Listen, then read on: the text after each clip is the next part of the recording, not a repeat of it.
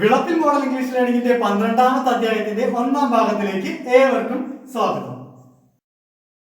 ഇന്നത്തെ class English ഭാഷയിലെ തുടക്കക്കാരെ സംബന്ധിച്ചിടത്തോളം വളരെ പ്രാധാന്യം അർഹിക്കുന്ന ഒരു ക്ലാസ് ആണ്. കാരണം ഇംഗ്ലീഷ് ലാംഗ്വേജിലെ ടൈം വേർഡ്സ് ആയിട്ടുള്ള വെൻ, ബിഫോർ, ആഫ്റ്റർ, അണ്ടിൽ അല്ലെങ്കിൽ ടിൽ. ബ്രിട്ടീഷുകാർ അണ്ടിൽ എന്ന് പറയും, അമേരിക്കക്കാർ ടിൽ എന്ന് പറയും. പിന്നെ if, since, as, as soon as ഇത്തരം ടൈം വേർഡുകൾ ഉപയോഗിച്ച് ഇംഗ്ലീഷിൽ എങ്ങനെ വാക്യങ്ങൾ നിർമ്മിക്കാം എന്നാണ് ഇന്ന് നമ്മൾ പരിചയപ്പെടാൻ പോകുന്നത്. അപ്പോൾ ശ്രദ്ധിച്ചോളാം, ഇഫ് ഒരു ടൈം വേർഡ് അല്ല, പക്ഷെ ഈ ടൈം വേർഡുകളുടെ ഗണത്തിൽ പെടുത്തി പഠിക്കാൻ പറ്റുന്നത് കൊണ്ട് മാത്രം നമ്മൾ ഈ ടൈം വേർഡുകളോടൊപ്പം പഠിച്ചു പോകുന്നു എന്ന് മാത്രം. ഈ ടൈം വേർഡ്സ് ഉപയോഗിച്ച് വാക്യങ്ങൾ സൃഷ്ടിക്കാൻ പഠിക്കുക എന്നതിലുപരിയായി ഈ ടൈം വേർഡുകൾ ഉപയോഗിച്ച് സൃഷ്ടിക്കാൻ സാധിക്കുന്ന വാക്യങ്ങളുടെ ടെംപ്ലേറ്റ് മനസ്സിൽ സൃഷ്ടിക്കുക എന്നതാണ് ഇന്നത്തെ ക്ലാസ് കൊണ്ട് പരമപ്രധാനമായിട്ടും ഉദ്ദേശിക്കുന്നത്. ടെംപ്ലേറ്റ് എന്ന് പറയുമ്പോൾ ഇപ്പോൾ അച്ചെന്ന് പറയാം. ഈ അച്ചപ്പൊക്കെ ഉണ്ടാക്കുന്ന അച്ച് തന്നെയാണ്. ഇപ്പൊ ഈ പേന, മാർക്കർ ഉണ്ടാക്കുന്ന ഒരു അച്ച് ഉണ്ടാവും. അതിലേക്ക് പ്ലാസ്റ്റിക് ഉരുക്കി ഒഴിക്കുമ്പോഴാണ് ഈ പേന ഉണ്ടാവുക. അപ്പൊ ആദ്യമായിട്ടൊരു അച്ച് സൃഷ്ടിക്കുക എന്നത് ഇത്തിരി ബുദ്ധിമുട്ടുള്ള ഒരു കാര്യമാണ്. പക്ഷെ അച്ച് സൃഷ്ടിച്ചു കഴിഞ്ഞാൽ പിന്നീട് അതുപയോഗിച്ച് എത്ര മാതൃകകൾ വേണമെങ്കിൽ നമുക്ക് വീണ്ടും വീണ്ടും വീണ്ടും വീണ്ടും സൃഷ്ടിക്കാൻ സാധിക്കും. അതേപോലെ ഈ ടൈം വേർഡുകൾക്കൊരു അച്ചുണ്ട്, ഒരു സിൻടാക്സ് ഉണ്ട്. ആ സിൻടാക്സിന്റെ ക്രമം, അതിന്റെ ഒരു ടെംപ്ലേറ്റ് മനസ്സിൽ സൃഷ്ടിച്ചു കഴിഞ്ഞാൽ പിന്നീട് ഈ ടൈം വേർഡുകൾ ഉപയോഗിച്ച് നിർമ്മിക്കാൻ സാധിക്കുന്ന 12 ടെൻസ് ഫോം ആക്റ്റീവില്, പിന്നെ 8 പാസീവില്, മോഡൽ ആക്സലറീസ്, ഇതെല്ലാം ഉപയോഗിച്ച് നിർമ്മിക്കാൻ സാധിക്കുന്ന വാക്യങ്ങൾക്കെല്ലാം ഈ ഒരു ടെംപ്ലേറ്റ് ഉപയോഗിച്ചാൽ മതിയാവും. അപ്പോൾ ഇന്നത്തെ ക്ലാസ് അത്രത്തോളം പ്രധാനപ്പെട്ടതാണ്. ഈ ടെംപ്ലേറ്റ് നന്നായിട്ട് മനസ്സിൽ ഉറപ്പിക്കുക. വെറുതെ അറിയുന്നത് കൊണ്ട് കാര്യമില്ല, വളരെ വേഗം കൈകാര്യം ചെയ്യാൻ പറ്റണം ഇത് ഉപയോഗിച്ച്. കാരണം അടുത്ത് നമ്മൾ വരുന്ന ക്ലാസ്സുകളിൽ ഇനി ഫ്യൂച്ചറിനോടൊപ്പം വെന്നൊക്കെ ചേർക്കുമ്പോൾ ഫ്യൂച്ചർ അല്ല കിട്ടുക, പ്രസന്റ് ആണ് കിട്ടുക. ഇപ്പൊ വെന്റെ കൂടെ ഹി വിൽ കം വരുമ്പോൾ വെൻ ഹി വിൽ കം അല്ല കിട്ടുക, വെൻ ഹി കംസ് ആണ് കിട്ടുക. അല്ലെങ്കിൽ ഹി വിൽ ഹാവ് കമ്മിന്റെ കൂടെ വെൻ ചേർക്കുമ്പോൾ വെൻ ഹി ഹാസ് കം ആണ്, ഹി വിൽ ഹാവ് കം അല്ല. അപ്പൊ അത്രയും കോംപ്ലിക്കേറ്റഡ് ആയിട്ടുള്ള സംഗതികളിലേക്ക് പോകണമെങ്കിൽ ഈ ടെംപ്ലേറ്റ് നന്നായിട്ട് മനസ്സിൽ ഉറപ്പിച്ചാൽ പിന്നീട് കാര്യങ്ങൾ വളരെ എളുപ്പമായിരിക്കും. അപ്പോൾ ഇത്രയും സമയമെടുത്ത് ഇതിനെക്കുറിച്ച് പറഞ്ഞത് ഇതിന്റെ പ്രാധാന്യത്തിനെ സൂചിപ്പിക്കുന്നതിന് വേണ്ടിയിട്ടാണ്. അപ്പൊ ഇത്രയും മനസ്സിലായിട്ടുണ്ടെങ്കിൽ നമുക്കിനി ക്ലാസ്സിലേക്ക് പോകാം. ആദ്യമായിട്ട് നമുക്ക് വെന്നിനെ പരിചയപ്പെടാം. വെന്നിന്റെ അർത്ഥം എപ്പോൾ എന്നാണ് നമ്മൾ ഒരിക്കൽ പഠിച്ചതാണ്. സിമ്പിൾ പാസ്റ്റ് പഠിച്ചപ്പോൾ വെൻ ഡിഡ് ഹി ഗോ, അവൻ എപ്പോഴാണ് പോയത്. ഇപ്പൊ ഫ്യൂച്ചറിൽ വെൻ വിൽ ദേ കം, അവർ എപ്പോൾ വരും. വെൻ ആർ യു ഗോയിങ്, നിങ്ങൾ എപ്പോഴാണ് പോകുന്നത്. അപ്പൊ വെന്നിന് എപ്പോൾ എന്നൊരർത്ഥം നമ്മൾ ഓൾറെഡി പഠിച്ചു കഴിഞ്ഞു. ഇനി നമ്മൾ പരിചയപ്പെടാൻ പോകുന്ന വെൻ എപ്പോൾ എന്നുള്ള വെൻ അല്ല, അപ്പോൾ എന്നുള്ള വെന്നാണ്. ഇപ്പോ ഞാൻ അവളെ ആദ്യമായി കണ്ടപ്പോൾ, അല്ലെങ്കിൽ സ്വപ്നയെ കസ്റ്റംസ് ചോദ്യം ചെയ്തപ്പോഴാണ് കാര്യങ്ങൾ പുറത്തു വന്നത്, അപ്പോൾ. അപ്പൊ ഇത്തരത്തിലുള്ള അപ്പോൾ എന്ന അർത്ഥമുള്ള വെന്നിനെ കുറിച്ചാണ് നമ്മൾ ഇന്ന് പഠിക്കാൻ പോകുന്നത്. ആദ്യമായിട്ട് നമുക്ക് അവൻ വന്നപ്പോൾ എന്ന വാക്യത്തെ അവൻ വന്നപ്പോൾ എന്ന വാക്യത്തെ എങ്ങനെ ഇംഗ്ലീഷിലേക്ക് കൺവേർട്ട് ചെയ്യാം എന്ന് പരിശോധിക്കാം.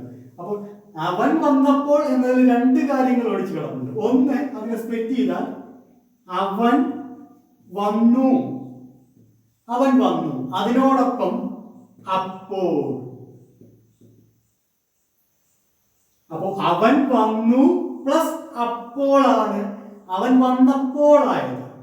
അവൻ വന്നു എന്ന് പറയാൻ നമ്മൾ സിമ്പിൾ പാസ്റ്റ് പഠിച്ചു കഴിഞ്ഞു ഫസ്റ്റ് എപ്പിസോഡിൽ. ഹി കേം, അവൻ വന്നു, അതിനോടൊപ്പം അപ്പോൾ എന്നതിന് ഇംഗ്ലീഷ് വെൻ ആണ്. അപ്പോ പ്ലസ് വെൻ.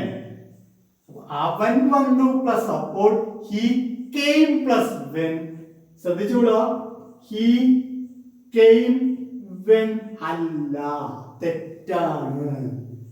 പകരം ഇംഗ്ലീഷിലെ ടൈം വേർഡ്സ് എപ്പോഴും സെന്റൻസിന്റെ ആദ്യമാണ് വരിക. മലയാളത്തിൽ സെന്റൻസിന്റെ അവസാനമാണ് ടൈം വേർഡ്സ് വരിക. ശ്രദ്ധിച്ചോളൂ, ഇപ്പോ അവൻ വന്നതിന് ശേഷം, അപ്പൊ അവൻ വന്നു പ്ലസ് അതിന് ശേഷം. അവൻ വരും എങ്കിൽ, അവൻ വരും പ്ലസ് എങ്കിൽ. അവൻ വരും കഴിഞ്ഞിട്ടാണ് എങ്കിൽ വന്നത്. അവൻ വന്നു പ്ലസ് അതിന് ശേഷം വന്നു. അവൻ വന്നു പ്ലസ് അപ്പോൾ വന്നു. അപ്പോൾ അപ്പോഴായാലും എങ്കിലായാലും ശേഷമായാലും ഇങ്ങനെയുള്ള ടൈം വേർഡുകൾ എപ്പോഴും മലയാളത്തിൽ വാക്യത്തിന്റെ അവസാനമാണ് വരുന്നത്. പക്ഷേ ഇംഗ്ലീഷിൽ ടൈം വേർഡ്സ് വാക്യത്തിന്റെ ആദ്യം വരണം. ഇത്രയേ ഉള്ളൂ വ്യത്യാസം. കൺഫ്യൂഷൻ അടിക്കേണ്ട കാര്യമില്ല. മലയാളത്തിൽ ടൈം വേർഡ്സ് അവസാനം വരും, ഇംഗ്ലീഷിൽ ആദ്യം വരും. അപ്പൊ എങ്ങനെ പറയാം? അവൻ വന്നപ്പോൾ, അവൻ വന്നു പ്ലസ് അപ്പോൾ, he came പ്ലസ് when.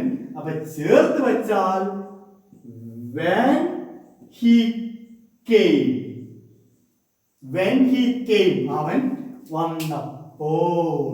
ഇനി നമുക്ക് മറ്റൊരു സെന്റൻസ് നോക്കാം. നീ അവനെ കണ്ടപ്പോൾ എന്നെങ്ങനെ പറയും?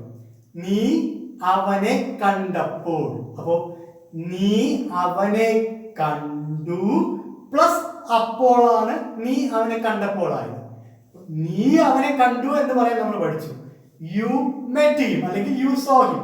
വെറുതെ കണ്ടെങ്കിൽ സോ, അല്ലെങ്കിൽ കണ്ടുമുട്ടിയെങ്കിൽ മെറ്റ്. അപ്പൊ you saw him plus when, അപ്പോൾ. അപ്പൊ you saw him plus when, when you saw him, when you saw him. ഇനി അവർ ഞങ്ങളെ ഇൻവൈറ്റ് ചെയ്തപ്പോൾ, ക്ഷണിച്ചപ്പോൾ. അവർ നമ്മളെ ഇൻവൈറ്റ് ചെയ്തു. they invited us. അവർ ഞങ്ങളെ ഇൻവൈറ്റ് ചെയ്തു. they invited us. അവർ ഞങ്ങളെ ഇൻവൈറ്റ് ചെയ്തപ്പോൾ എങ്ങനെ പറയാം? when they invited us, when they invited us. അവൾ വീട്ടിൽ എത്തിച്ചേർന്നപ്പോൾ. വീട്ടിൽ എത്തിച്ചേർന്ന ഗെറ്റ് ഹോം ആണ്, അതിന്റെ പാസ്റ്റ് ഗോട്ട് ഹോം ആണ്. അപ്പൊ അവൾ വീട്ടിൽ എത്തിച്ചേർന്നു. she got home, she got home. അതിനോടൊപ്പം അപ്പോൾ. അപ്പോൾ when she got home, when she got home. Ramesh പരീക്ഷ പാസ്സായപ്പോൾ. രമേശ് പരീക്ഷ പാസ്സായി എന്നെങ്ങനെ പറയാം? Ramesh passed the examination. അതിനോടൊരു വെന്നും കൂടി ചേർക്കുക. അപ്പൊ എങ്ങനെ? വെൻ ആദ്യം വെക്കണമെന്നേ ഉള്ളൂ. അപ്പൊ എങ്ങനെ പറയാം? രമേശ് പരീക്ഷ പാസ്സായപ്പോൾ, രമേശ് പരീക്ഷ പാസ്സായി പ്ലസ് അപ്പോൾ, Ramesh passed the examination plus when.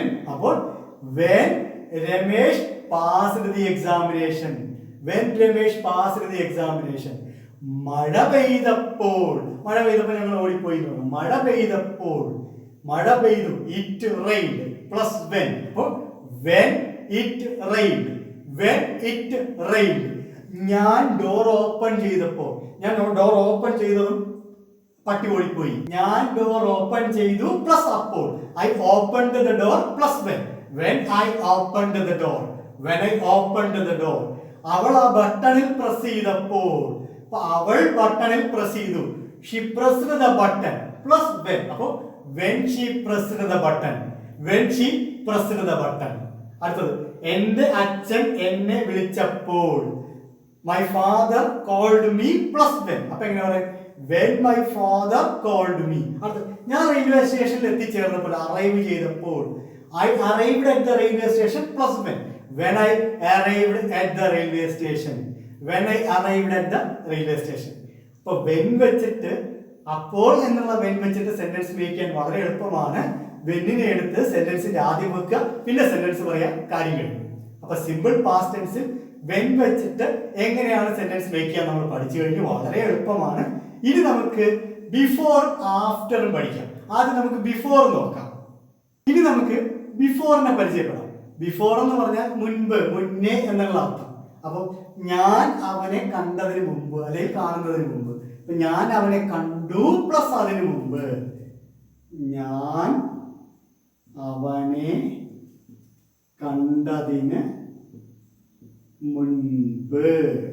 അപ്പോൾ ഞാൻ അവനെ കണ്ടു, ഞാൻ അവനെ കണ്ടു പ്ലസ് അതിന് മുൻപ്,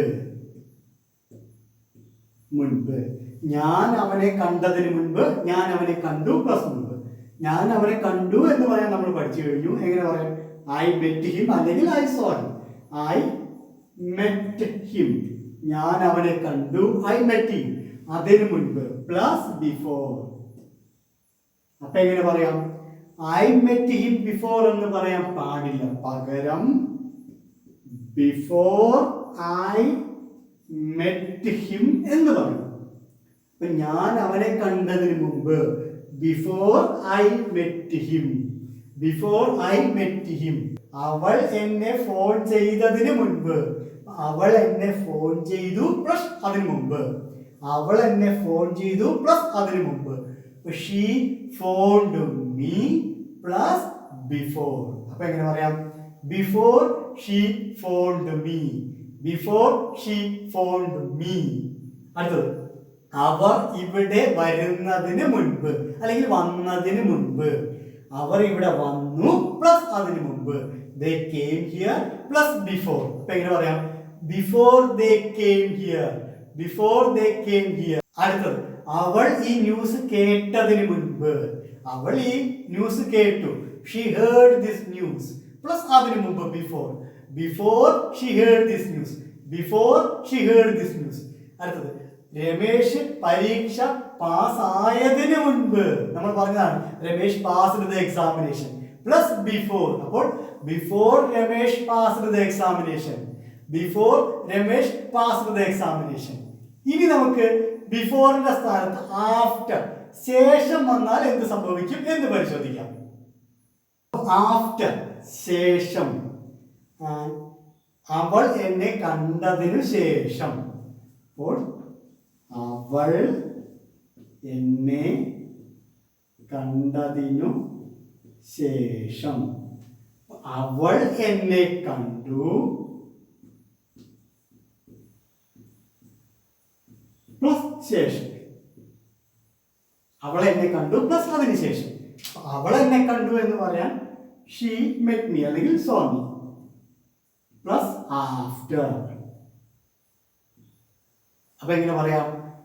ആഫ്റ്റർ ഷീ മെറ്റ് മീ. അവൾ എന്നെ കണ്ടതിന് ശേഷം. After she met me. അടുത്തത്, ഞാൻ അവരെ ഇൻവൈറ്റ് ചെയ്തതിന് ശേഷം. എങ്ങനെ പറയാം? ഞാൻ അവരെ ഇൻവൈറ്റ് ചെയ്തു, ഐ ഇൻവൈറ്റഡ് ദം പ്ലസ് ശേഷം ആഫ്റ്റർ. അപ്പൊ എങ്ങനെ പറയാം? After I invited dum. After I invited dum. എൻ്റെ അമ്മ വീട്ടിൽ വന്നതിന് ശേഷം, എത്തിച്ചേർന്നതിന് ശേഷം. എൻ്റെ അമ്മ വീട്ടിൽ എത്തിച്ചേർന്നു പ്ലസ് അതിന് ശേഷം. My mother got home. My mother got home plus after. അപ്പൊ എങ്ങനെ പറയാം? After my mother got home. After my mother got home. അടുത്തത്, ഞാൻ ഈ ലെറ്റർ സെൻഡ് ചെയ്തതിന് ശേഷം.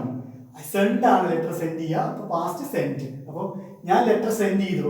I send the letter. അല്ലെങ്കിൽ ഈ ലെറ്റർ ആണെങ്കിൽ this letter. I send the letter plus after. അപ്പൊ after I send the letter. After I send the letter. അവനൊരു ജോലി കിട്ടിയതിന് ശേഷം. അവനൊരു ജോലി കിട്ടി. He got a job plus after. After he got a job. After he got a job. അവർ കല്യാണം കഴിച്ചതിന് ശേഷം. ഗെറ്റ് മാരീഡ് ആണ് കല്യാണം കഴിക്കാന്നുള്ളത്. അപ്പൊ പാസ്റ്റ് ഗോട്ട് മാരീഡ്. അപ്പൊ അവർ കല്യാണം കഴിച്ചു. They got married plus after. അപ്പൊ ആഫ്റ്റർ ദേ ഗോട്ട് മാരീഡ്.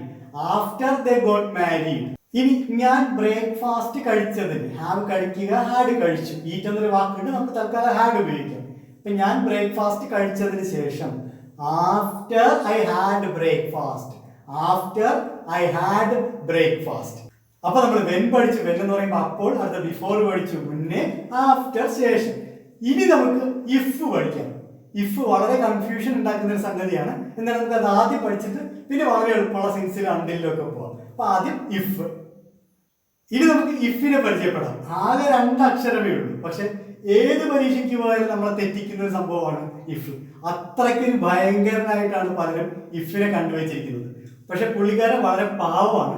വളരെ സിമ്പിൾ ആയിട്ട് നമുക്ക് ഇഫിനെ പരിചയപ്പെടാൻ പറ്റും. ഇഫ് എന്ന് പറഞ്ഞാൽ എങ്കിൽ എന്നർത്ഥം. എങ്കിൽ.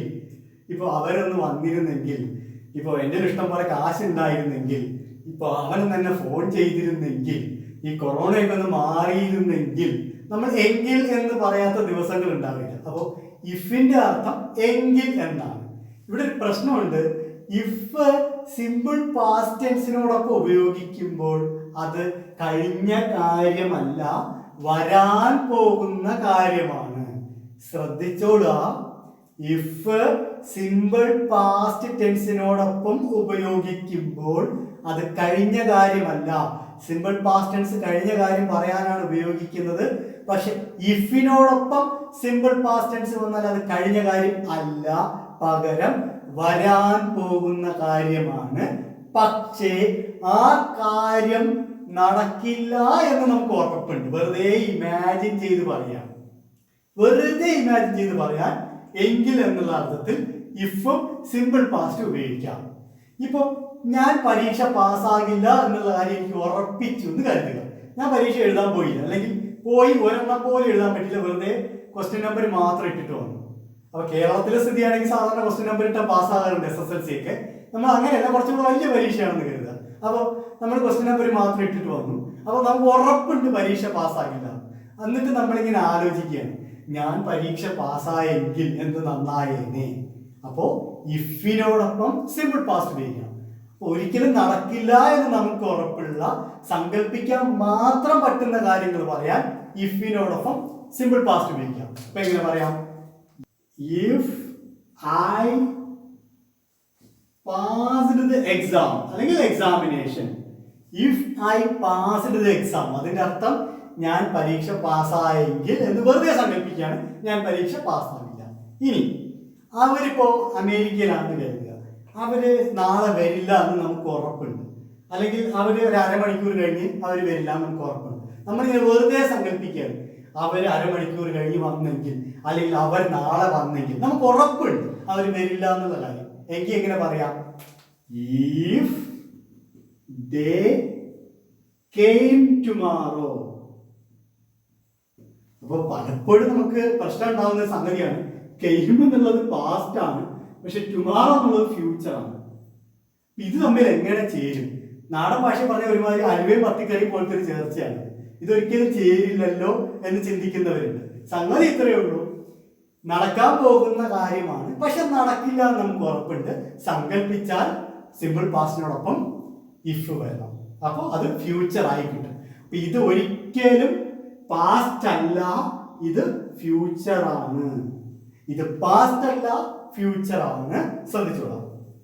അടുത്തത്, ഒരാൾക്ക് ജോലി കിട്ടില്ല എന്ന് നമുക്ക് ഉറപ്പാണ് അയാൾക്ക് ജോലി കിട്ടില്ല. അപ്പൊ നമ്മൾ പറയും, അവനൊരു ജോലി കിട്ടിയിരുന്നെങ്കിൽ അവൻ രക്ഷപ്പെട്ടേനെ, അവനൊരു ജോലി കിട്ടിയിരുന്നെങ്കിൽ.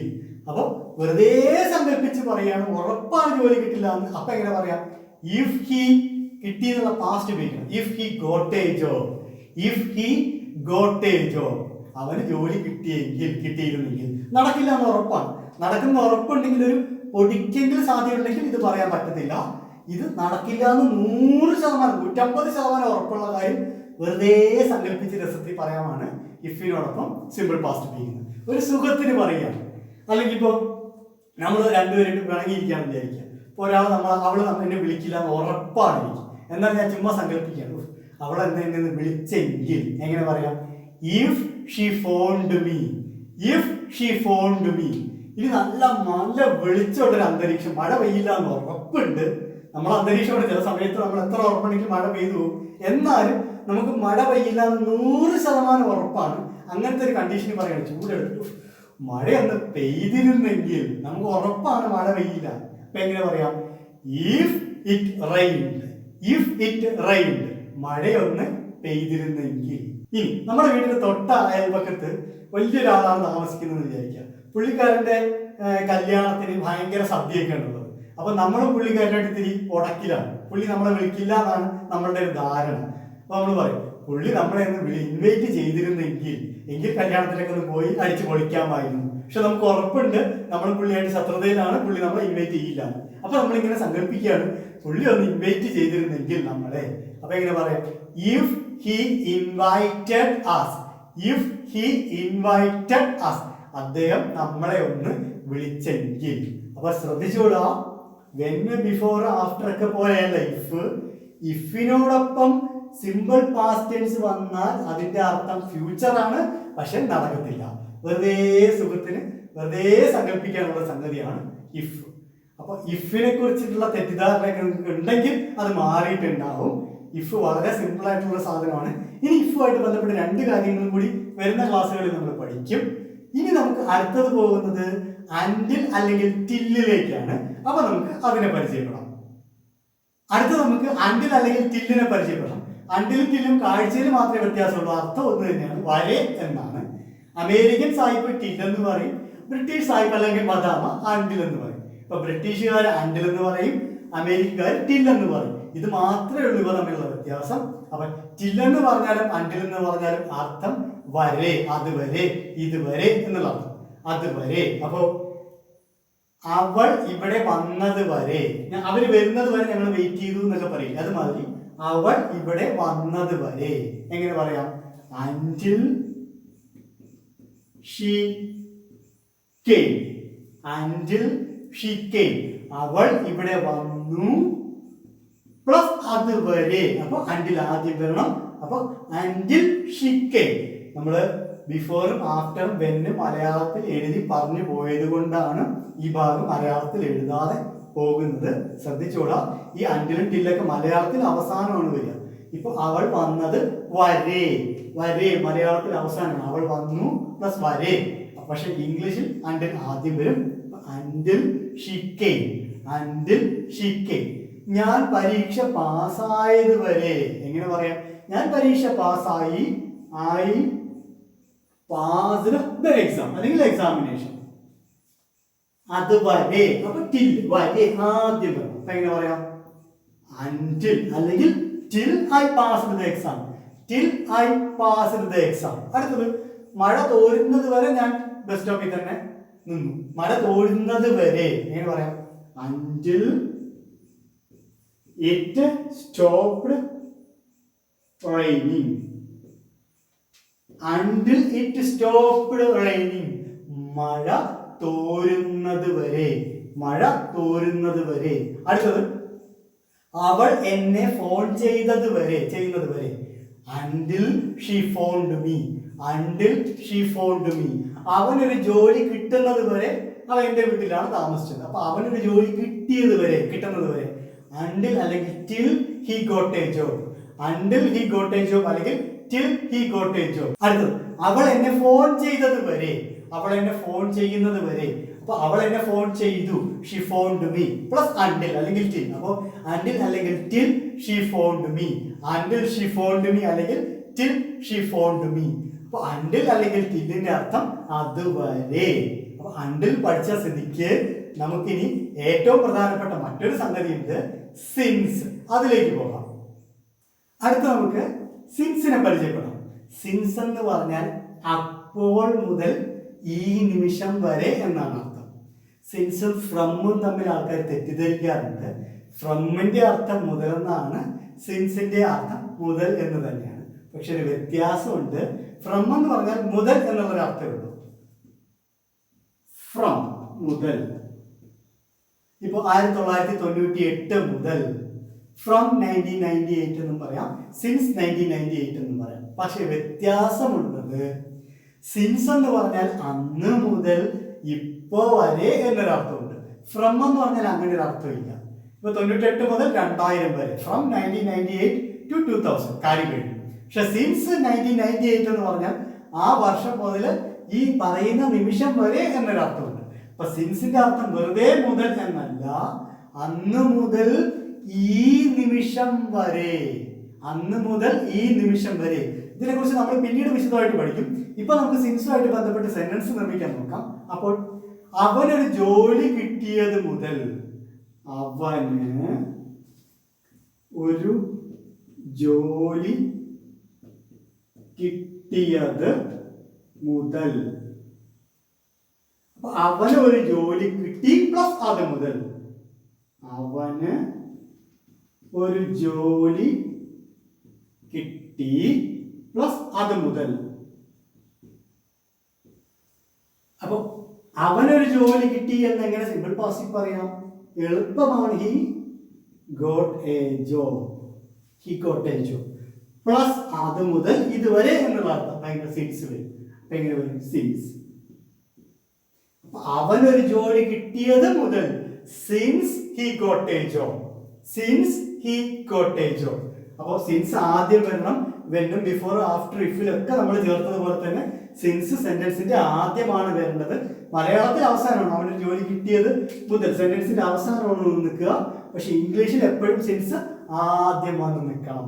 സിൻസിന്റെ അർത്ഥം അന്ന് മുതൽ ഇപ്പോൾ വരെ, അപ്പം മുതൽ ഇപ്പോൾ വരെ.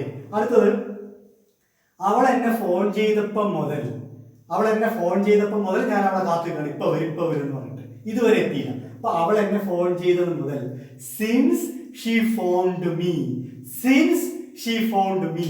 ഇപ്പൊ മഴ തോർന്നത് മുതൽ, മഴ തോർന്നു പ്ലസ് അത് മുതൽ, ഇറ്റ് സ്റ്റോപ്ഡ് റെയിനിങ്, മഴ തോർന്നു ഇറ്റ് സ്റ്റോപ്ഡ് റെയിനിങ് പ്ലസ് അത് മുതൽ, since it stopped raining, since it stopped raining. അവൻ പരീക്ഷ പാസ്സായത് മുതൽ, since he passed the examination, അവൻ പരീക്ഷ പാസ്സായി, he passed the examination plus since, അപ്പോ since he passed the examination. ഇനി അവൻ വീട് വിട്ടു പോയത് മുതൽ, അവൻ വീട് വിട്ടുപോയി, he left home plus since, അപ്പോ since he left home, since he left home. അപ്പോ സിൻസിനെ കുറിച്ച് നമ്മൾ പഠിച്ചു കഴിഞ്ഞു. സിൻസിനെ കുറിച്ച് ഇനി ഒരുപാട് പഠിക്കാനുണ്ട്, തുടക്കമാണിത്, ഇത്രയും മനസ്സിലാക്കി. ഇനി നമുക്ക് ആസ് അല്ലെങ്കിൽ ആസ് സൂൺ ആസ് പഠിക്കാം. വളരെ എളുപ്പമാണ്, ഇതിനോടൊപ്പം തന്നെ പറഞ്ഞു പോകാനുള്ളതേ ഉള്ളൂ. ആസിന് വെന്നുമായിട്ട് ഒരുപാട് ലിങ്ക് ഉള്ളതാണ്, പക്ഷെ ആസിന് വെന്നുമായിട്ട് ഒരുപാട് ഡിഫറൻസ് ഉണ്ട്. അപ്പോൾ എന്നുള്ള അർത്ഥമാണ് ആസിനുള്ളത്. ആസ് ഹി ഗ്രൂ അപ്പ്, അവൻ വളരും തോറും എന്നുള്ളൊരു അർത്ഥമുണ്ട്. ആസ് ഹി കെയിം, അവൻ വന്ന അതേ സമയത്ത് അതേ നേരത്ത് എന്നൊക്കെയുള്ള അർത്ഥമാണ് ആസിന് കിട്ടുക. അപ്പൊ ആസും എപ്പോഴും സെന്റൻസിന്റെ ആദ്യമാണ് ചേർക്കുക. ആസും ആസൂണാസും, ആസൂണാസ് എന്ന് പറഞ്ഞാൽ ഉടൻ തന്നെ. As soon as I reached the railway station, ഞാൻ റെയിൽവേ സ്റ്റേഷനിൽ എത്തിയതും. ആസൂണാസ് ഐ ഹാഡ് ലഞ്ച്, ഞാൻ ലഞ്ച് കഴിച്ചതും ഞാൻ ഓടിപ്പോയി ഇവിടേക്ക്. As soon as the bell rang, bell അങ്ങോട്ട് അടിച്ചതും. അപ്പൊ ആസൂണാസിന്റെ അർത്ഥം ഉടൻ തന്നെ. അപ്പൊ ആസ് വെന്നിന്റെ അതേ അർത്ഥമാണ്, ആസൂണാസ് ഉടൻ തന്നെ എന്നുള്ള അർത്ഥമാണ്. ഇതിനെക്കുറിച്ച് നമ്മൾ വരുന്ന ക്ലാസ്സുകളിൽ പഠിക്കുന്നുണ്ട്. അപ്പൊ ഇത്രയും മനസ്സിലാക്കിയ സ്ഥിതിക്ക് നമുക്കിനി ഫ്യൂച്ചർ ഫോമിലേക്ക് പോകാം. ഇംഗ്ലീഷ് ഉപയോഗിക്കുന്നവർ ഏറ്റവും അധികം അറിഞ്ഞിരിക്കേണ്ട ഒരു കാര്യമാണ് വെൻ, ബിഫോർ, ആഫ്റ്റർ, ടിൽ എന്നീ സംഗതികൾ ഫ്യൂച്ചറിനോടൊപ്പം വരുമ്പോൾ എന്ത് സംഭവിക്കും എന്നുള്ളത് ശ്രദ്ധിച്ചോളാം. ഫ്യൂച്ചറിനോടൊപ്പം വരുമ്പോൾ അത് പ്രസന്റ് ആണ് വരിക. അപ്പൊ പ്രസന്റിനോടൊപ്പം വെൻ, ബിഫോർ, ആഫ്റ്റർ വന്നാൽ എന്ത് സംഭവിക്കും? ഇത്തരം കാര്യങ്ങളാണ് നമ്മൾ അടുത്ത ക്ലാസ്സിൽ പഠിക്കുന്നത്. അപ്പം അടുത്ത ക്ലാസ്സിൽ കാണുന്നത് വരെ എല്ലാവർക്കും ഗുഡ് ബൈ.